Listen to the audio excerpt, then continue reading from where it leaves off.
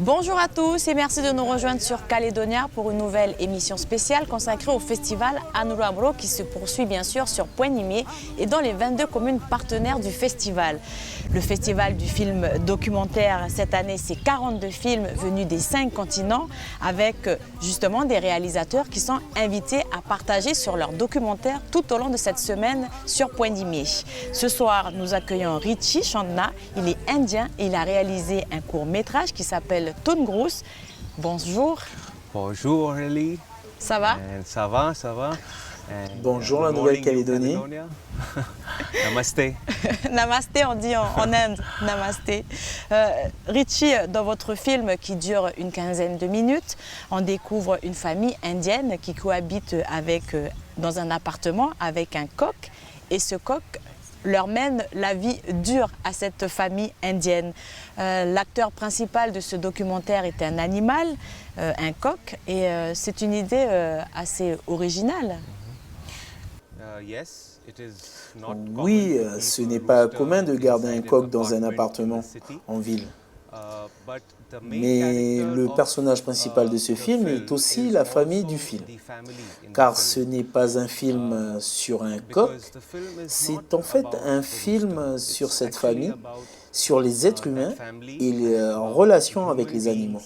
Donc je dirais que la famille est le personnage principal de ce film. Dans ce film, l'animal est élevé presque comme un compagnon, un animal de compagnie. Il est recueilli à la base par le père de famille pour distraire les chats de la maison. Mais le coq grandit et devient un vrai tyran dans la maison Richie. Je propose de regarder un extrait de votre film à nos téléspectateurs qui nous suivent. On regarde. Mostly these chicks don't survive more than 2-3 days. How this one has survived, I am also surprised. I have a feeling somehow that the cats bullying him kind of made him a little strong, like, I want to survive kind of a thing.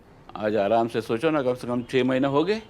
Normally जो मुर्गियाँ रहती है वो डरती है, लेकिन बोलते हैं ना कि वो जैसे हालात वगैरह बदलते हैं, ये तो डॉन बन गया. Now he's a full-blown terror in the house in the sense he just does not let people stay in peace.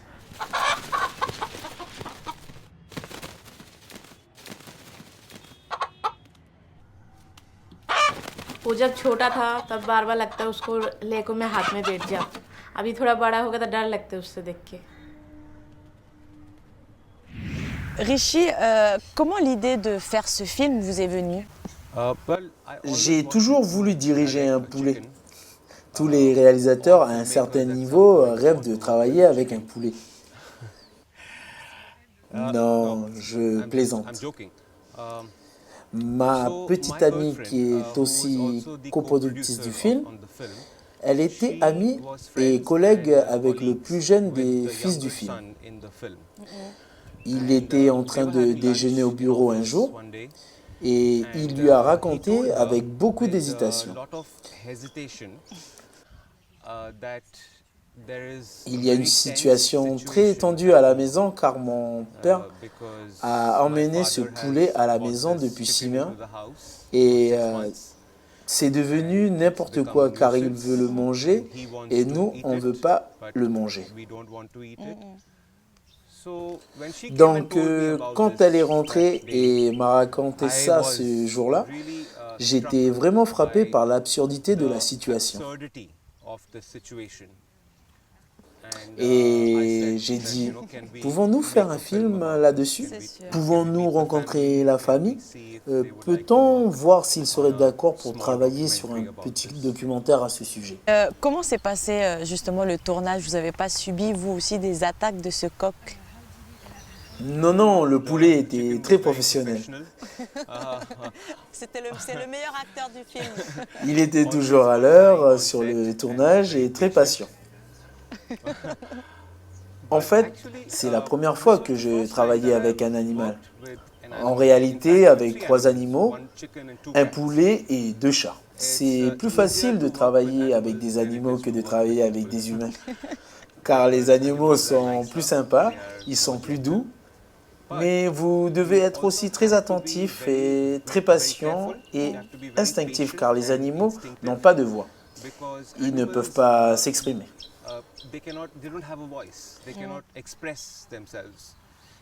S'ils se sentent stressés, s'ils ont faim ou soif, vous ne pouvez pas toujours savoir. Donc nous devions être très doux envers le coq et être très patients afin de ne pas perturber son rythme naturel, son comportement naturel dans la maison. Il faut être détendu et être une très petite équipe dans l'appartement. Il y avait juste moi, mon caméra et un assistant. Il y a une dimension comique dans ce film. Depuis le début de la semaine sur Point Nimier et dans les projections décentralisées, on voit des films avec des sujets sérieux, des problématiques fortes. Et là, on rigole un peu. C'est un univers différent de ce qu'on a l'habitude de voir. Nous avons posé justement la question à Thaïs Dumas, qui est coordinatrice du festival. Pourquoi avoir fait ce choix de diversifier finalement les documentaires?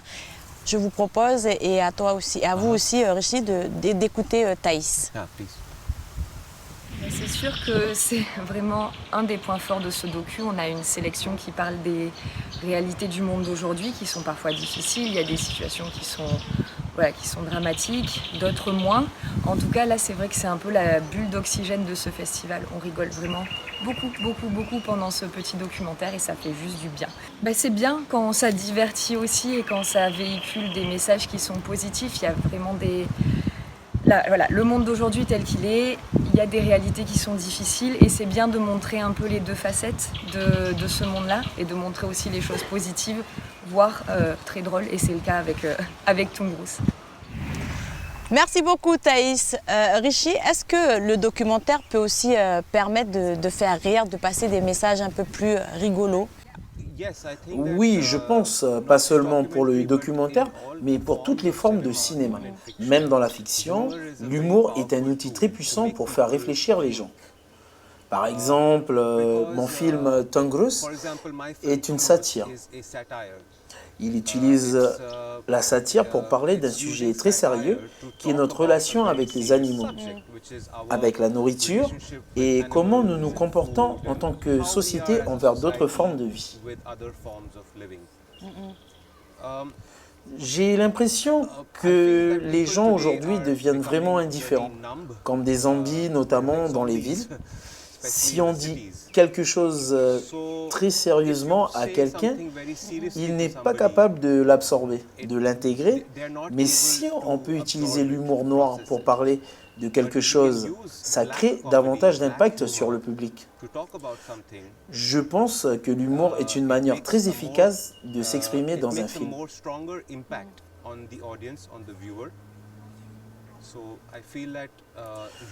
Je pense que l'humour est une manière très efficace de s'exprimer dans un film. Est-ce que vous pensez que votre film a changé quelque chose? Est-ce que ça a justement porté ses fruits?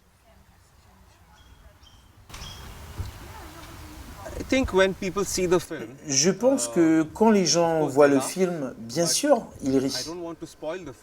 Je ne veux pas spoiler le film, mais quand ils voient le film, ils réalisent aussi que nous sommes de plus en plus déconnectés de notre nourriture. Ça nous oblige à choisir un camp, à se demander soi-même, que ferais-je dans cette situation ? Vous voyez, si j'avais un animal domestique, mais que j'avais aussi l'habitude de manger ce type d'animal, qu'est-ce que ça voudrait dire de moi? Quelle est la morale à retenir lorsque l'on mange une autre créature, un autre être vivant? Je pense que si les gens peuvent regarder le film et partir en réfléchissant à ça, en discutant de cela, alors c'est bien. Il y a un lien avec les circonstances politiques en Inde en ce moment. Par exemple, nous avons tourné ce film en 2016.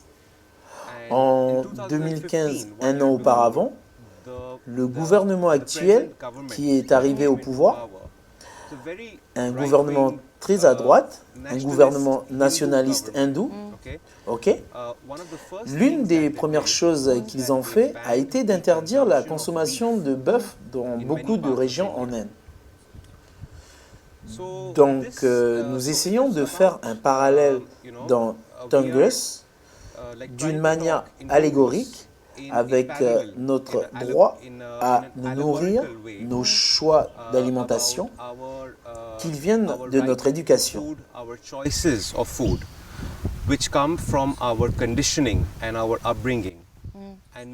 Et personne, aucune autre personne n'a le droit de dire à quelqu'un d'autre ce qu'il doit manger ou ne pas manger. La nourriture est notre identité, c'est notre choix, c'est un choix politique.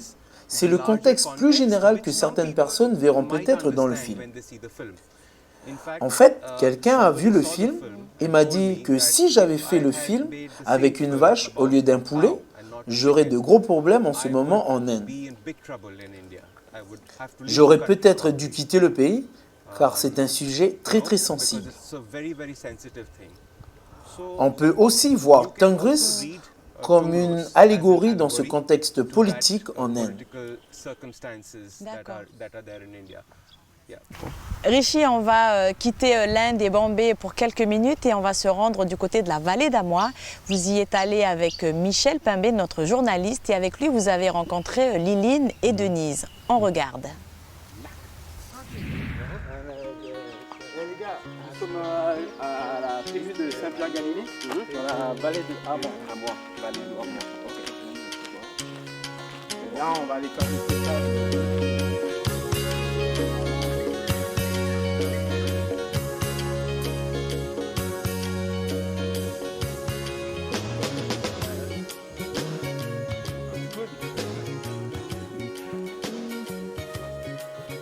Bonjour Galiline. Bonjour.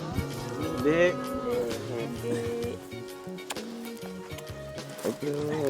It's c'est Richie. Liline. Ça c'est Baché. Bonjour. Liline. Et Hachi. Bonjour. Bonjour. Bon alors, on va apprendre quoi aujourd'hui?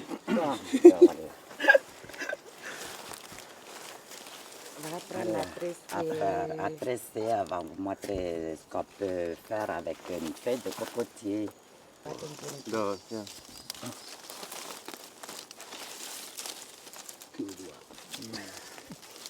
Basically just like shave it a bit, no? Yeah.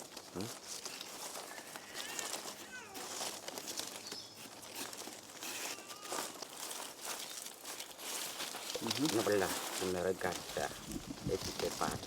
Là, c'était toi maintenant. Voilà, comme ça. J'aime. Ainsi de suite.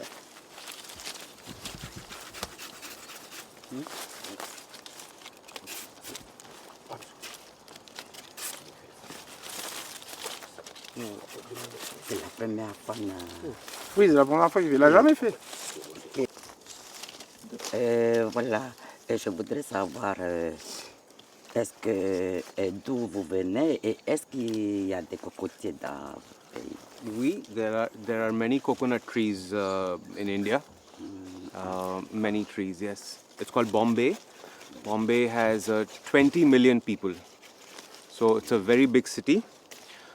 And the coconut trees is in the village mostly. We don't use coconut leaves, but with the coconut water, you make toddy, which is a drink. It's an alcoholic drink. But with leaves, no, I have not seen anything like this being done with leaves in India. This is the first time that I'm seeing somebody make a hat with these leaves.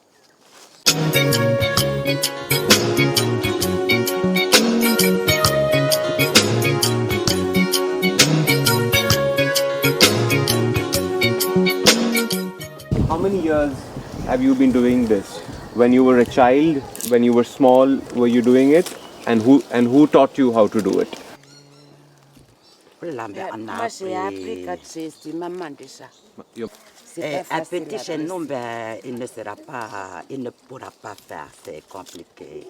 Mais voilà, il faut on apprend parce que il faut qu'on fait les paniers qui sont toujours là pour mettre des trucs dedans parce qu'aujourd'hui, c'est interdit les sacs pochons.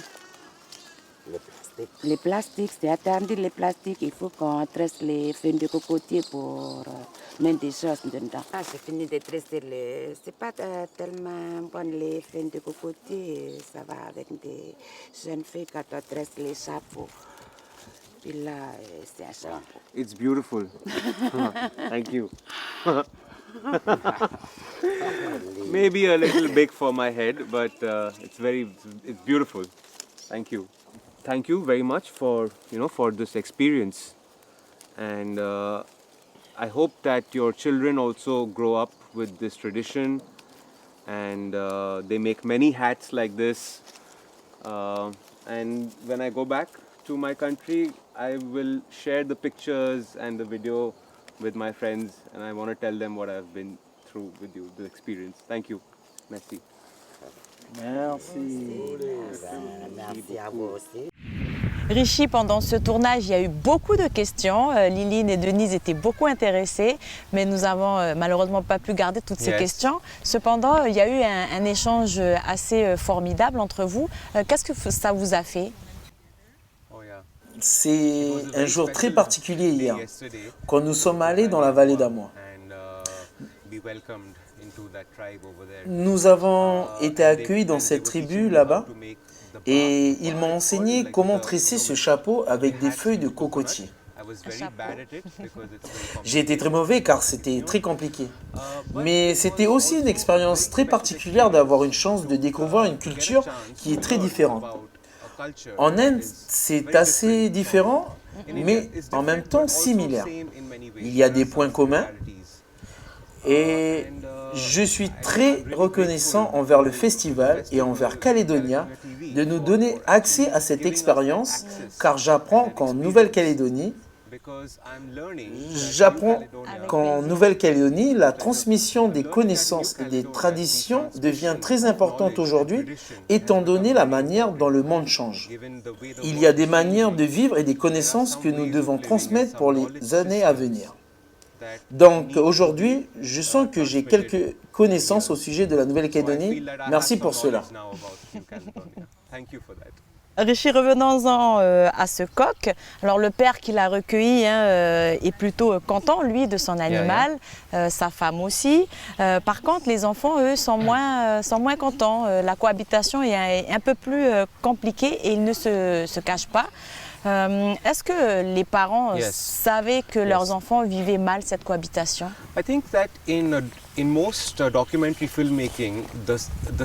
Je pense que dans la plupart des documentaires, les personnages des films cherchent un exutoire. Ils cherchent à pouvoir s'exprimer, ils cherchent une forme de catharsis. Quand j'ai rencontré cette famille, il y avait tellement de tensions entre le père et les fils. La mère était au centre. Le père et les fils avaient des idées totalement différentes sur ce qu'ils devaient faire du poulet. Les fils voulaient le donner, lui voulait le manger, donc ils étaient divisés. Ce que j'aime chez eux, c'est qu'ils ont respecté les choix de chacun. Vous voyez, toute forme de tolérance au sujet de la nourriture commence chez soi. C'est ce qui me plaît chez eux. Rishi, dans ce documentaire, on parle aussi de promiscuité avec ce coq. On comprend que la famille est une famille nombreuse, qui sont plusieurs à vivre dans ce petit appartement. Je propose aux téléspectateurs de découvrir un deuxième extrait.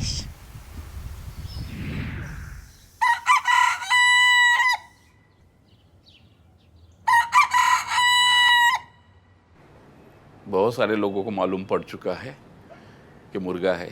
Actually, the rooster, we thought he'll not crow because it's a broiler variety. That's what the chicken seller told us. Indian मुर्गा हमने हमेशा यही सोचा है कि सुबह के 5 साढ़े 5 बजे आवाज़ करता है। ये तो पता नहीं, ये तो डुप्लीकेट मुर्गा है, कभी भी आवाज़ करता है। So one method my dad learned to shut up the rooster is that when the rooster starts crowing, you just run behind the rooster. That's all I see my dad doing with the rooster. पकड़ना वो एक्चुअली एक आर्ट है। नॉर्मली हमारी गांव की जो मुर्गियाँ हम लोग जब पकड़ते थे तो वो ज़मीन पे ये करते थे, लेकिन इसने एक नई चीज़ सीखी है कि वो फ्लाइट लेता है। Richie, est-ce que vous avez pu savoir ce que pensait le voisinage de ce coq dans cet appartement?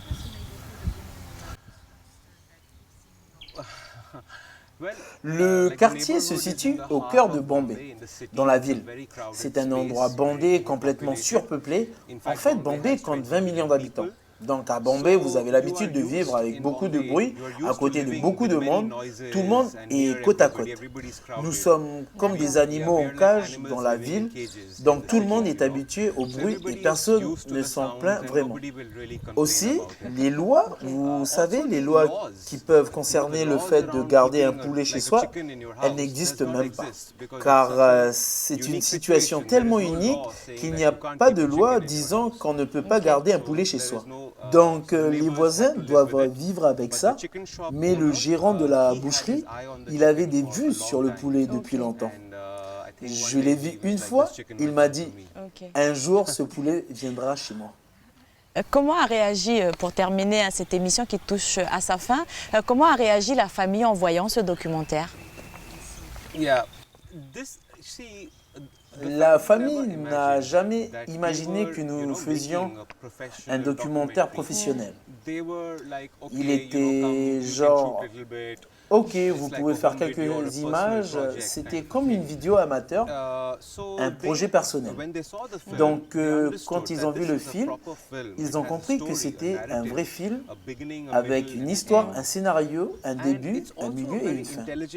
Et c'est aussi une famille très intelligente, très progressiste, donc ils savent rire d'eux-mêmes, ils ne se prennent pas au sérieux, ils comprennent l'importance du film, mais ils savent aussi apprécier l'humour du film. Mais oui, une fois arrivés à la fin du film, ils étaient un peu secoués par ce qu'ils ont vu. Et je leur ai expliqué, cette fin doit être là, car c'est tout le message du film, donc on doit la garder. Très bonne réaction de la part de toute la famille, très bonne réaction. Et je suis ami avec eux, on s'apprécie et je leur suis vraiment reconnaissant d'avoir travaillé avec moi. On ne va pas spoiler la fin de ce documentaire. Alors si vous êtes du côté de Nouméa, vous allez pouvoir assister à une projection de ce film ce vendredi au Centre culturel Tjibaou à partir de 18h30. Donc si vous voulez savoir la fin de ce film, rendez-vous au Centre culturel Tjibaou. Quant à nous, Richie, merci beaucoup. Merci beaucoup d'avoir accepté notre invitation, d'avoir supporté le soleil parce qu'il fait très chaud en ce moment à Pointe-Nimier. Quant à nous, on se donne rendez-vous demain. Demain, je serai avec les deux protagonistes du film Her Story. Elles sont venues parler de leur film et demain, je serai avec elles. Donc rendez-vous demain sur Calédonia à 18h30, à 18h20.